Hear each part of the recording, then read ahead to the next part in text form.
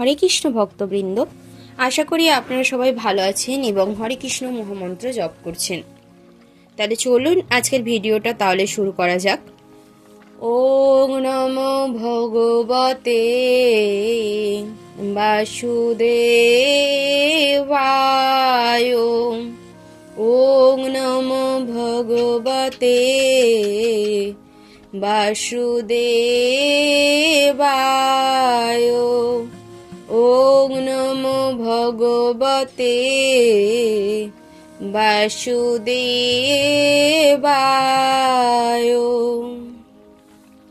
শ্রীমদ্ ভগবদ গীতা তৃতীয় অধ্যায় কর্মযোগ, শ্লোক নম্বর 16।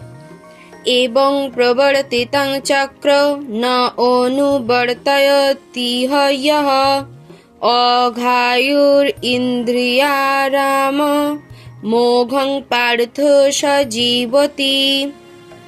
এবং মানে কি না, এই প্রকারে প্রবর্তিতম বেদের দ্বারা প্রতিষ্ঠিত, চক্রম চক্র ন করে না, অনুবর্তয়তি মানে হচ্ছে গ্রহণ, ইহ এই জীবনে, যিনি অঘায়ু পাপপূর্ণ জীবন, ইন্দ্রিয়ারাম অর্থাৎ কি না ইন্দ্রিয়াসক্ত, মোঘম বৃথা, পার্থ হে পৃথাপুত্র অর্জুন, সহ সেই ব্যক্তি জীবতি জীবন ধারণ করে।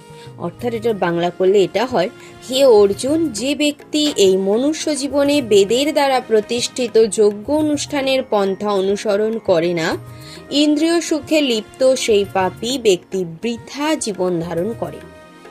তাৎপর্য কিরকম হয় না, বৈষয়িক জীবন দর্শন অনুযায়ী অক্লান্ত পরিশ্রমের দ্বারা অর্থ উপার্জন করে ইন্দ্রিয় সুখভোগ করার প্রচেষ্টাকে এখানে ভগবান নিন্দা করেছেন।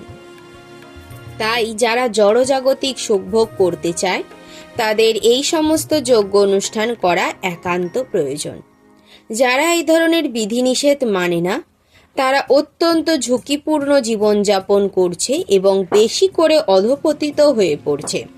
প্রকৃতির নিয়মে এই মনুষ্য জীবন বিশেষ করে কর্মযোগ, জ্ঞানযোগ অথবা ভক্তিযোগের মাধ্যমে আত্মোপলব্ধি করার জন্যই নির্দিষ্ট হয়েছে।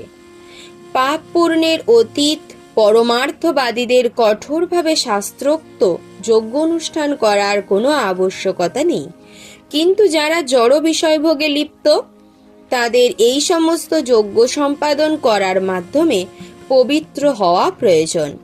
বিভিন্ন ধরনের কর্ম রয়েছে, যারা কৃষ্ণ ভাবনাময় নয় তারা অবশ্যই ইন্দ্রিয় পরায়ণ, তাই পুণ্যকর্ম করা তাদের জন্য একান্ত প্রয়োজন। যজ্ঞের পন্থাটি এমন পরিকল্পিতভাবে প্রস্তুত করা হয়েছে যে ইন্দ্রিয় পরায়ণ মানুষেরা কর্মফলের বন্ধনে আবদ্ধ না হয়েও তাদের কামনা বাসনা পরিতৃপ্ত করতে পারে। এই জগতে সমৃদ্ধি আমাদের প্রচেষ্টার উপর নির্ভর করে না, তা নির্ভর করে ভগবানের নেপথ্য ব্যবস্থাপনার উপর, যেগুলি তার আজ্ঞাবাহী দেবদেবীর দ্বারা প্রত্যক্ষভাবে সংগঠিত হয়ে থাকে। তাই বেদে উল্লিখিত যজ্ঞাবলী বিশেষ বিশেষ দেবদেবীদের উদ্দেশ্যে উৎসর্গীকৃত। পরোক্ষভাবে এটি কৃষ্ণ ভাবনারই অনুশীলন, কেননা যজ্ঞ সম্পাদনে পারদর্শী হলে মানুষ অবশ্যই কৃষ্ণ ভাবনাময় হয়ে যাবে, কিন্তু যজ্ঞ সম্পাদনের মাধ্যমে কৃষ্ণ ভাবনাময় না হতে পারলে সেটিকে কেবল নৈতিক আচার অনুষ্ঠান বলে বিবেচনা করা হয়। তাই কেবল নৈতিক আচার অনুষ্ঠানের মধ্যে নিজেকে সীমিত না রেখে তার ঊর্ধ্বে উন্নীত হয়ে কৃষ্ণ ভাবনামৃত লাভের চেষ্টা করা উচিত। হরি বল।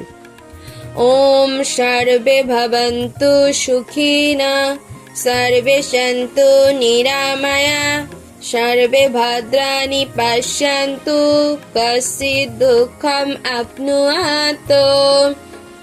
ওম শান্তি শান্তি শান্তি। হরে কৃষ্ণ কৃষ্ণ কৃষ্ণ হরে হরে, হরে রাম রাম রাম হরে হরে। হরে কৃষ্ণ ভক্তবৃন্দ, ভিডিওটা যদি ভালো লেগে থাকে তাহলে অবশ্যই একটা লাইক করে দেবেন এবং কমেন্ট করে জানাবেন যে পরবর্তীতে আপনারা আরো কিরকম ভিডিও চান।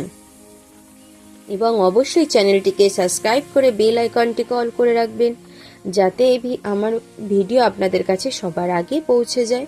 ধন্যবাদ। হরে কৃষ্ণা।